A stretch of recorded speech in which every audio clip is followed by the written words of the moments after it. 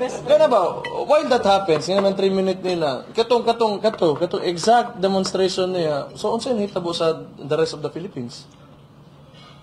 So wala, gineglect niya, kaya nakafocus sa dito, buang yun, katok, tawahan na yun. Ingnan mo lagi, ingnan mo yung pag siguro mag-neuro na, usab di nakapasar, nanay problema sa utok yun. Kabalo ka, pulis ka giskwila ka na nimo, nga kanang paunsa mo aresto og tao, unsay balaod. Diba? Apprehension para sa kana ICC. Wala na maganito jurisdiction. Dito pa lang gani daan, ingon na siya, bawal man na, di man ako na pwede buhaton. Kay dili man ta under sa jurisdiction sa ICC.